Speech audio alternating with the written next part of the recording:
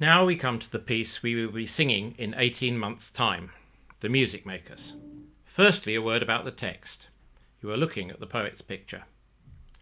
Arthur O'Shaughnessy, the writer of the words, was a Londoner of Irish extraction who lived from 1844 to 1881, so was only 36 when he died.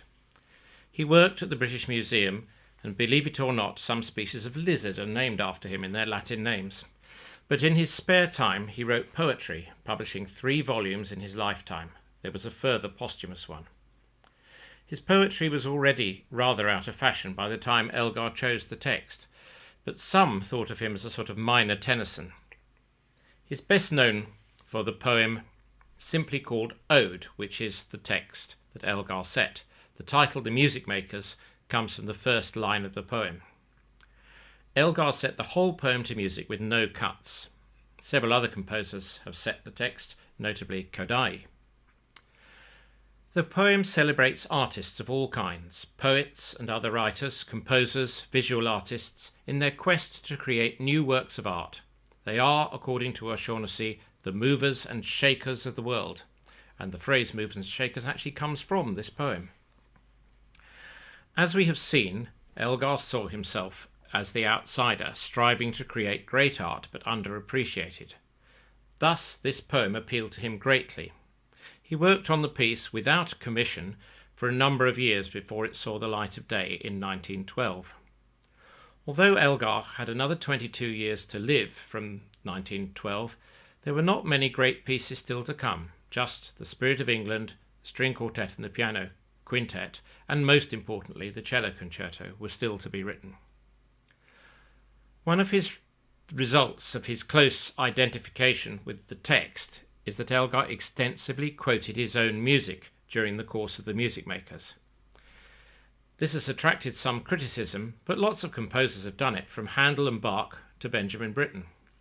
The Enigma Variations, Gerontius, both symphonies, Sea Pictures and the Violin Concerto all make appearances in the Music Makers. It was his emotional response to the message of the poem. One obvious example is at the end of the first section of the mezzo solo. The words are, "But one man's soul it hath broken, a light that does not depart." And Elgar uses the tune Nimrod from the Enigma Variations, a tune that was written about his great friend and perhaps his greatest supporter after Alice, the publisher August Jaeger, who died while Elgar was writing the piece. Another famous reference is when the words talk of the dream that was scorned. The music is triple forte, passionate and angry, reflecting the scorn that Elgar felt had been heaped on the Dream of Gerontius, which was for him his most important work. He wrote, "This is the best of me," at the end of the Gerontius manuscript. Probably, however, it was not scorn that had been heaped on Gerontius by the public and the critics, just indifference to start with. The work, The Music Makers, is also sometimes criticised for looking backwards to the past, whereas the poem is affirming hope for the future.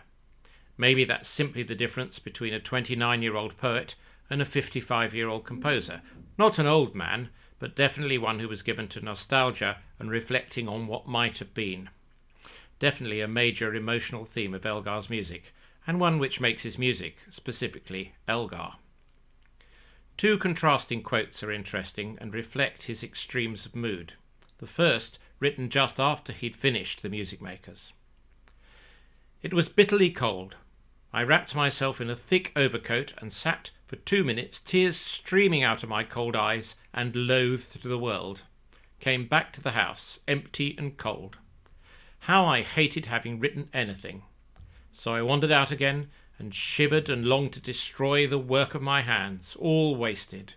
World losers and world forsakers for ever and ever. How true it is."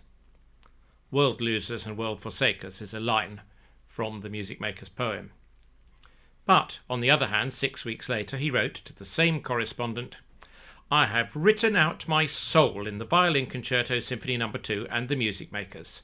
In these 3 works I have shown myself." The Music Makers seems to have been, for Elgar, a sort of musical autobiography. So, now it is time for the YouTube of the Music Makers itself. If you have a score, which you might have as the choir has done it in the past, it would be good to follow it.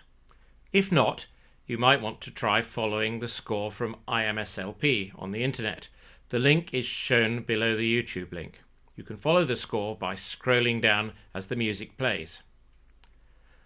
I hope you've enjoyed finding out a bit more about Elgar and about the music makers, and perhaps getting to know some new Elgar pieces on the way.